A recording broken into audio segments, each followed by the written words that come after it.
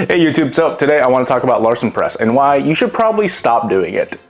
So I know that can be kind of inflammatory. Larson press is a very popular bench press variation. I certainly love doing it myself. Granted, it's been a fucking minute since I've done it very consistently, but I did spend a lot of time with this variation back in 2022, 2023, almost doing it well, not exclusively, but it was my primary bench press variation around that time in my training. And I learned a lot from doing it, and I had a lot of fun utilizing that variation, getting the benefits of bench pressing without your legs. So learning how to stabilize just purely through my upper body, learning how to stay in my scapulas and not lose that tension. And I felt like there was a lot of transfer between my Larson press going back into some regular bench pressing. Now that I did have the assistance of my legs, I was able to get into a much better arch and I could just stabilize even more. But with that being said, and that being one of the benefits of doing Larson press, most of you just aren't strong enough to be able to get anything substantial out of it. You are simply not loading up enough weight on the Larson press to be able to do anything about it, to be able to get the most out of the Larson press, to be able to get the benefit of that stability. Because quite frankly, let's say you're a 200 plus pound guy and you're not even benching 315, why are you Larson pressing? I know that might seem like an arbitrary metric, but the picture that I'm really trying to paint here is that to be able to use a variation like Larson press that is so unstable, you would have already needed to be able to lift a certain amount of weight to just get anything out of it. You know, if you're only loading up 135, 185 and pushing that for reps as a bigger dude on Larson press, that's not going to be hard to stabilize at all. But if you were to have 2 plates on there or more and you're pushing that for your volume, maybe let's say sets of 6 to 8 or maybe even more reps, okay, now we're probably talking here. You're probably going to get something out of that variation and out of that stimulus.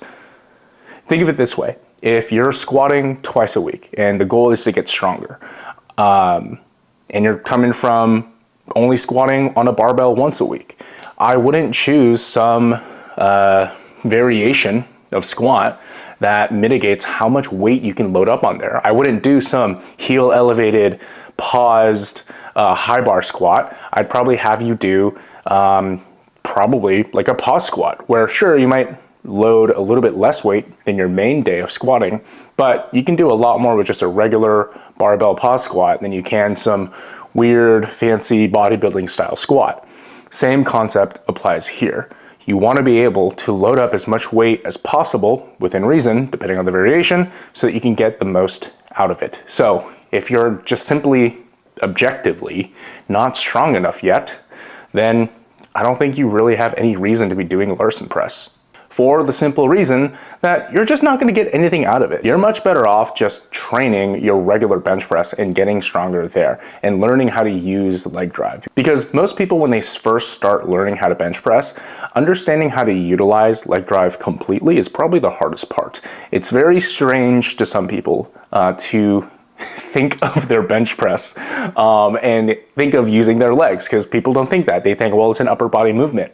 Sure, certainly is, but the legs play a critical part in the bench press. I'm sure, as you guys know, I'm sure most of you guys are powerlifters, in creating the arch and stabilizing the bench press in general. But you know, most normies, most people that aren't knee deep into powerlifting don't realize that or don't know that simply, and that's not their fault. You know, at first glance, you'd probably think a bench press is just for your upper body, because guess what? Your upper body's what's moving. So learn how to do that, because that's a skill.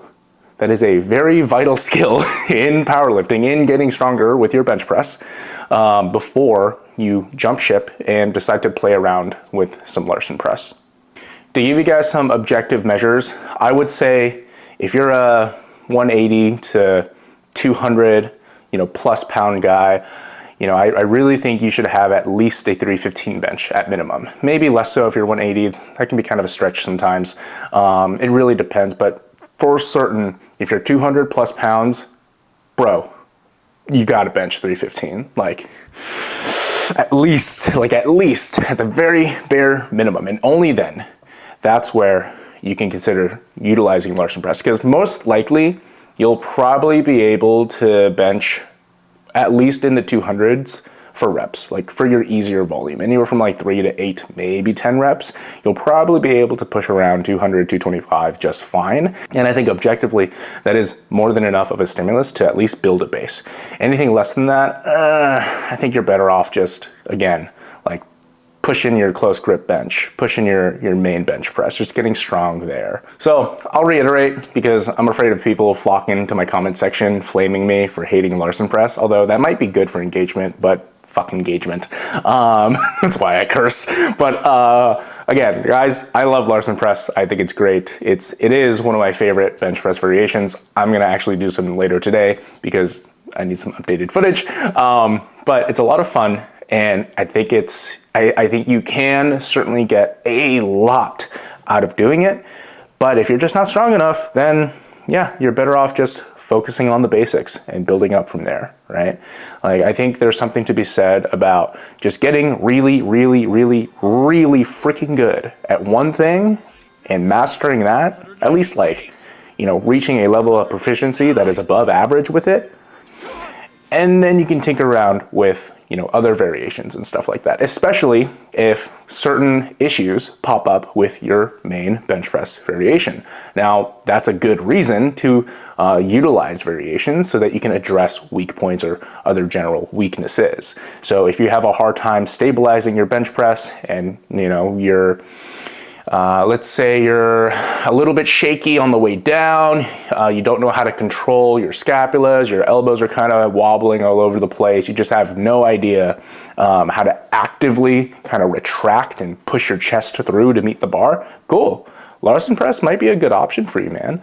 And at that point, if you're lifting enough weight, again, probably at least 315 or ideally more, then cool, let's run with Larson press. Now, that weight cap obviously skews depending on your body weight and how muscular you are, stuff of that nature. Like, I'm sure there are definitely some athletes that struggle with 135, or maybe 135, for example, is a big deal for them. But if you're a larger guy, 200 plus pounds, like, come on, you should be benching more than that. You know, if you're a 56 or a 66 kilo fella, like, yeah, you know, you're probably not going to be bench pressing 315. I mean, if you are, that's freaking awesome and you should be proud of yourself. But if you're in that weight class, then, you know, maybe don't follow that piece of advice. But I would say to look at other competitors in your weight class to give you an idea of what the upper echelons of strength look like. And then from there, you can kind of make that judgment call. But otherwise, get better at your competition style bench pressing. I think close grip bench is an awesome bench variation. You know, that's like the gold standard of bench press variations that everybody does. That's never going away. It's like the king of bench press variations. Get good at that because there's obvious carryover there. It's literally the same thing, just more range of motion, more stimulative, a little more bodybuilding. We love that. But yeah, Larson press is great, but it's not great for everybody. And I'm kind of tired of people overusing it. So be smart with your bench press variations. Get strong. Get good. See you in the next video.